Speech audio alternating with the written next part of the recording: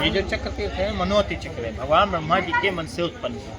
क्योंकि 88,000 ऋषि तपस्या करने हेतु तो कहीं भी जाते थे, उनको राक्षस विघ्न करते थे, हड्डी मार डाल के उनका यज्ञ खंडित कर देते थे। तो सभी 88,000 ऋषि ब्रह्मा जी के पास जाते हैं, उनसे वंदना करते हैं, प्रभु कोई ऐसा स्थान बताइए जहाँ पर हम शांतिपूर्वक यज्ञ अनुष्ठान कर सकें, ऐसा कौन स्थान है। सभी 88,000 ऋषि जब ऐसी प्रार्थना करते हैं, ब्रह्मा जी अपने मन से को आह्वान करते हैं और कहते हैं हमारी पृथ्वी पर 9 आरण है। 9 आरण मतलब जंगल, 9 जंगल हैं। अगर एक भी अगर स्थल में गिर जाएगा तो वो अष्टविक तीर्थ होगा। वहाँ पर गया नाम वहाँ पर मतलब कलयुग का वास नहीं होगा।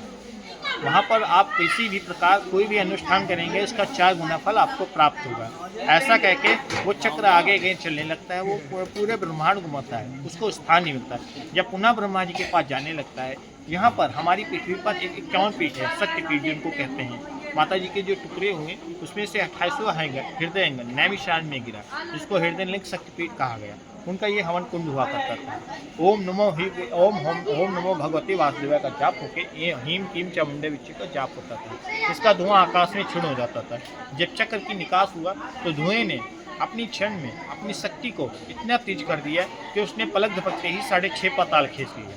6.5 पाताल जब खींच करें तो 88,000 ऋषि निराश हो जाते हैं, प्रसन्न हो जाते हैं कि अगर ये 7 पाताल पूरे हो जाएंगे तो पृथ्वी जलमन हो जाएगी, कोई भी पेड़ पौधे जीव जंतु कोई भी उत्पन्न नहीं होगा, मानव की उत्पन्न नहीं होगा, और हमारे यज्ञ करने से फायदा क्या, हम यज्ञ कहाँ करेंगे।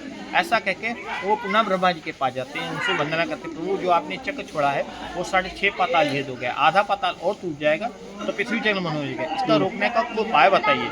सभी 88,000 ऐसा प्रार्थना करते हैं तो भगवान ब्रह्मा जी बोलते हैं कि ये शक्ति है, इसको आद्य शक्ति ही रोक सकती है, आप जाइए जगदम्बा माँ पास, वही चक्र को रोक सकती है। सभी 88,000 ऋषि माँ ललिता के पास जाते हैं, उनसे वंदना करते हैं। वंदना करने के बाद माता जी यहाँ पर अपनी चूनिया को आकर धारण कर देती हैं, तब यहाँ पर आके चक्र विराजमान हो जाता है। इसका नाम पड़ता है चक्रतीर्थ नैमिषा है। इसके बाद व्यास गद्दी पे 4 वेद 6 7 18 पुराणों की रचनाएं हुई। उसके ही बगल में बस 5 कदम पर मनु और शत्रुपा का स्थल है, समाधि स्थल, जहाँ पर मनु जी ने 23,000 साल बैठ कर तपस्या किया। तपस्या करने के बाद वहाँ पर भगवान विष्णु दर्शन देते और पूछते आपको क्या चाहिए, तो वो मना कर देते, पूछते हमें कुछ नहीं चाहिए, संसार में हमारे पास सब कुछ है और हम आपसे क्या मांगे ऐसी जो हम आपको दे सकें।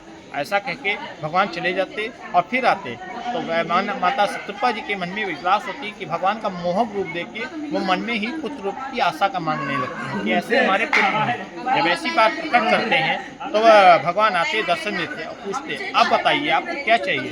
तो मनु शत्रुपा फिर कह देते प्रभु हमें कुछ नहीं चाहिए, हमारे संसार में सब कुछ है हमारे पास।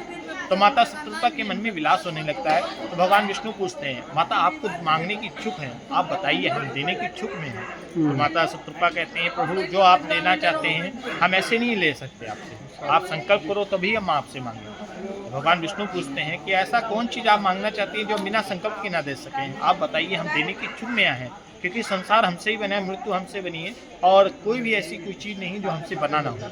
हम ही मृत्यु करता है, हम ही जन्म करता है, आप बताओ। तो भगवान फिर पूछते हैं, फिर माता मना कर देती है प्रभु हमारे पास सब कुछ हम क्या मांगे, और जब आप संकल्प करोगे तभी हम आपसे मांगेंगे। तो भगवान विष्णु संकल्प करते हैं और कहते हैं हम आपसे संकल्प करते हैं जो आप मांगेंगे हम देंगे। तो वो संकल्प भगवान विष्णु माता शत्रुपा के हाथ में रखते हैं और शत्रुपा जी अपनी बात प्रकट करते हैं कि आपके समान हमें पुत्र चाहिए प्रभु, ऐसी बात कहते हैं। तो भगवान कहते हैं हमारे समान पृथ्वी पर कोई नहीं आया और ना आएगा, हमारा अवतार हुए नरसिंह अवतार, बावन अवतार, ये सब अवतार हुए हैं, हमारा कहीं भी पृथ्वी पर जन्म नहीं हुआ तो ना होगा। तो भगवान माता शत्रुपा फिर कहती है प्रभु ये हमारा संकल्प कैसे पूर्ण होगा।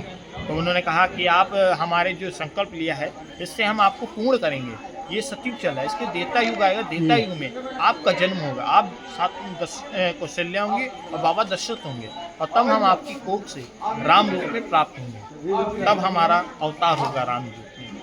तो यहाँ पर 1 गुना करने से इसका 4 गुना फल यहाँ प्राप्त होता है। इसका नाम तभी नाम नैमिषारण्य नाम पड़ा है। अष्टवेदों के नैमी कहते हैं बिंदु को, आरण कहते हैं जंगल को, तो इसको मिक्स करके नैमिषारण्य।